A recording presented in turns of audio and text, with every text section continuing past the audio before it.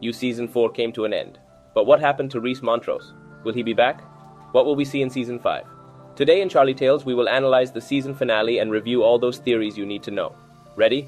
Let's go.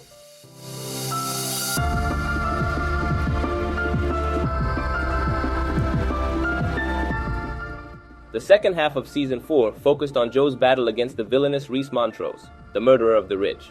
However, things get crazy when we find out that the evil Rhys Montrose was just a creation of Joe Goldberg. All the murders were committed by Joe, who created this alternate personality to escape his reality. It is also revealed that Joe never let Marianne go. He thought he saved her, but he really couldn't stand the desire to capture her and kidnapped her. Basically, Joe's brain split into two parts. The darker one, with the name Rhys Montrose, and the other, which would be the Joe we saw in the first episodes of the season. From here, Joe will have to finish the story fighting against this second personality. But let's start with the explanations. Where did Rhys Montrose come from? The division in Joe's mind did not start in this season, but developed from the beginning of the series. The essence of Joe Goldberg lies in the fact that he is a man who commits atrocities to protect the woman he loves. He did this as a child with his mother, whom he protected from her abusive husband. He then repeated the pattern with Beck, with Love, and of course with Marianne. At the beginning of the series, he justified these deaths as necessary to help his partners. But as time went by, he understood the reality of his sins. Little by little, he realized that he was only causing harm wherever he went. In Season 3, we saw him unsuccessfully trying to change. He thought he could forget his past if he focused on protecting his son. But as always, he fell prey to his obsessions, even killing again. In short, two versions of Joe were created. The dark one, who will do anything to protect those he loves, and the serene one, who really wants to get better and give up murder. This difference already existed in the past, but only in Season 4 did Joe's mind finish separating them. It was all thanks to Marianne. Once again, Joe tried to do the right thing by setting her free. But as always, his obsession got the better of him and he ended up locking her up. But why Rhys Montrose? Apparently Joe became obsessed with this real-life man. In Chapter 8, Joe describes Rhys as a man who made mistakes in his past, made mistakes but changed. He is now an inspiration to everyone in London. In Rhys's biography, they even say that his mother died when he was a child, and that seemed like the end of his life, but he managed to get back on his feet. With this information, it is clear to us why Joe identified so much with Rhys. He genuinely came to admire him. He spent hours watching his interviews and reading his book. He inadvertently connected with him, and when the time came, he took on his identity. The climactic moment occurred when Joe broke Marianne's arm. Here he realized that he was once again committing atrocities. We see him repeating to himself the words, "This is not me. I am not a monster." He could not bear the guilt of his sins and split his personality in two. So, he could blame everything bad on Rhys Montrose. This man will be the murderer, the criminal, the villain. Thanks to this, Joe was able to take on the role of the hero, the protector. He pretended to be the good guy in the movie. This is the Joe we met in the first 5 episodes of the season. In these episodes, we saw him seeking redemption for his crimes. He was trying to capture the monster, but the monster was always inside him. He kept attacking in the form of Rhys Montrose, who has only one goal, to join Joe again so they can work as they always did in the past.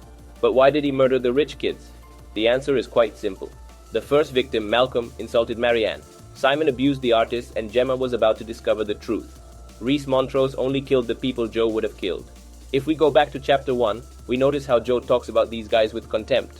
We even have a funny moment when Simon and his sister joke that Joe is probably armed since he is an American. Here Joe blurts out the phrase, "I hope so." This implies that he wishes he had a gun to kill these rich kids. Joe did want them dead, he just never wanted to accept it. He struggled to prove that he is not a killer, but the reality is that he could never let go of this part of him. The season focuses on the moral battle between these two personalities. As the episodes go by, Joe ends up teaming up with Rhys. Together they eliminate Kate's father as one last job. But Joe no longer wishes to continue the cycle. To end this story, Joe decides to commit suicide along with Rhys. This is the final moment for Joe, who finally accepts his traumas and limits. He knows he will not change. If he tried to love Kate, he would surely end up murdering her like so many other women. His only way out is to die to close the cycle. This seemed like the perfect ending to the story, however. Joe is rescued and survives. We see him in a hospital talking to Kate, to whom he tells the whole truth of his past. The season ends with Joe together with Kate. They both know of each other's sins and run their father's company together.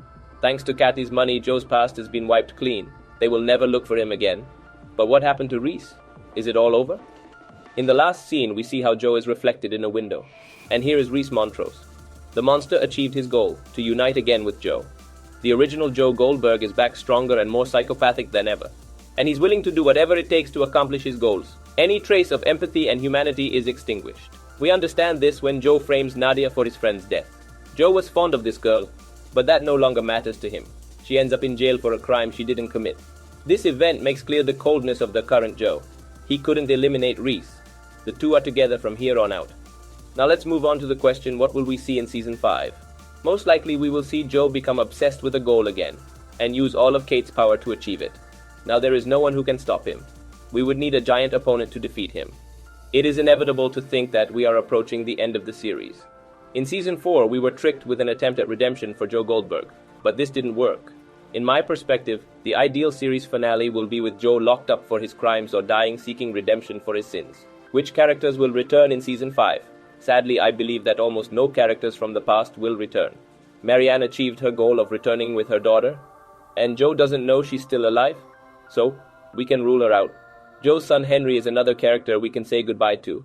In the final episode, Joe mentioned that his son is in a good place with a family that loves him, so Joe has no intentions of getting him back. But on the other hand, one character that could return is Ellie. According to the production of You, Jenna Ortega was contacted to return in Season 4, but unfortunately, it was impossible to bring her back due to scheduling problems. She was filming the Wednesday series, but the actress has said in interviews that she would love to return to You. For me, it's pretty clear that Ellie would return in Season 5. She is a very interesting character, as she was one of the few friends who really connected with Joe. Plus, Joe had a father-daughter bond with her. I think Ellie could be pivotal to the events of Season 5. And well, that's all I can say about Joe's Season 4 finale. I hope you liked the video. If you did, you would help me a lot by leaving me a like. That would be legendary. Also, remember to subscribe because I will be uploading more videos of the series. Thanks for listening. My name is Charlie, and I'll see you in the future.